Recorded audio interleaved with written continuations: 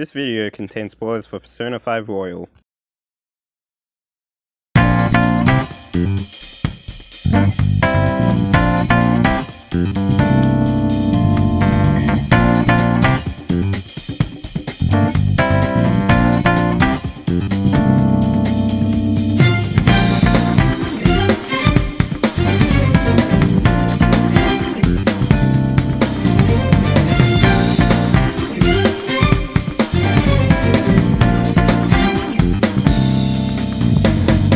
Morgana is a character that grew on me, as I also found him annoying at first, but I started to feel as though his annoyance actually had a lot of depth to it, and I plan to go over that throughout this video. Morgana is a very diligent worker, and he does a lot more than you could possibly expect him to. He'll post calling cards and pick locks with just cat paws, and he'll even help you make infiltration tools with them. And when he's in the car form, he'll let you drive him through the desert, drive him on train tracks, and ram him into shadows. And even with all that, when Mikoto and Futaba come by and take over his walls of analysis, he feels very insecure about that, and he feels like he's becoming redundant. And that's why when Ryuji calls him useless, that's why it hurts him so much. It wouldn't hurt him earlier. In fact, he kinda does call him useless a few times beforehand. But it hurts him really much at that point because he's already feeling insecure about the matter, and that's why he at that point uses Ryuji as an excuse to run away.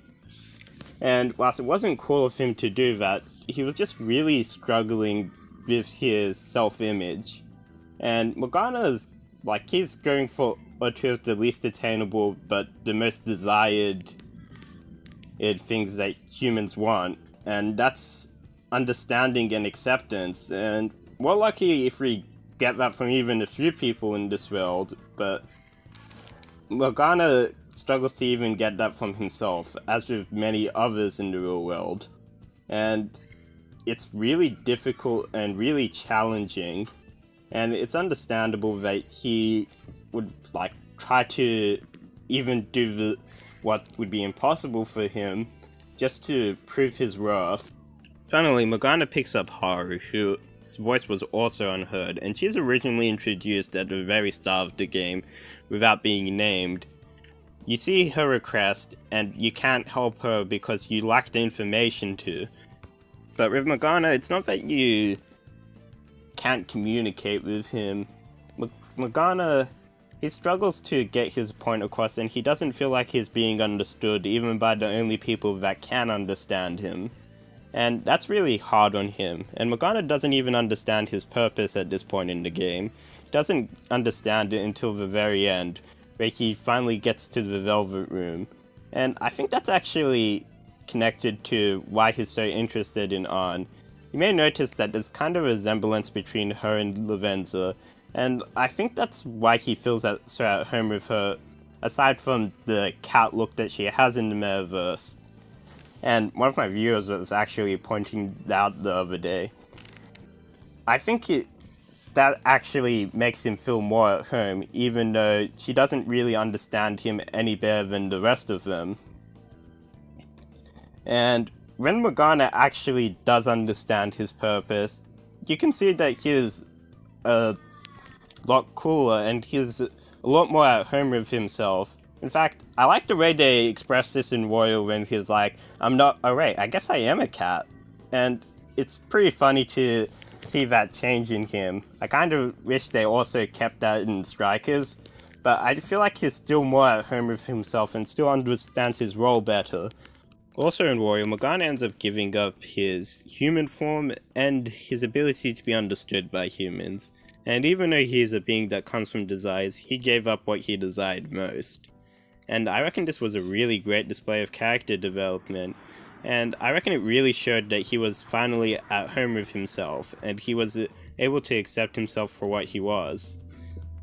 I think we could all relate to Morgana's struggles, and like sometimes we convince ourselves that we're okay with things we're not okay with, or we try to convince ourselves that we're something we're not. And if we actually look at Morgana's purpose to guide Joker, he actually does an exceptional job of that. And he cares so much about him, he'll even At the start, he doesn't let you go to the gym because he thinks you can just work out at home, but once he actually sees the equipment, he actually encourages it. And he looks out for you to the point where he'll even save money in case you can't afford the train ride home, and that's actually him doing an exceptional job, but he just feels like that's just something natural, and it comes naturally to him because, like, that was his purpose. That's why it's so easy for him. So he doesn't recognize that he's actually fulfilling his purpose even more than he really needs to. And although he won't recognize it, he does more than he actually needs to the point where he's definitely the MVP.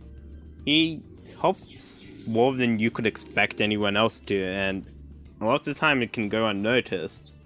So he can often feel undervalued, and he may feel that even though he's putting all this work in, he feels like it's just not enough, and a lot of us don't stick to what's a realistic expectation, and we could really use some validation and more compliments as time goes on, and unfortunately we might not get that, and no matter how much we do, we also won't feel like it's enough, so we'll just keep doing more.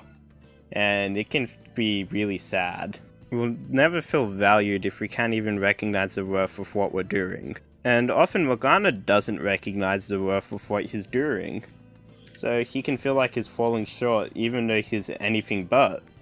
So at the end of the day, it's always good to ask yourself what your job was and did you fulfill that?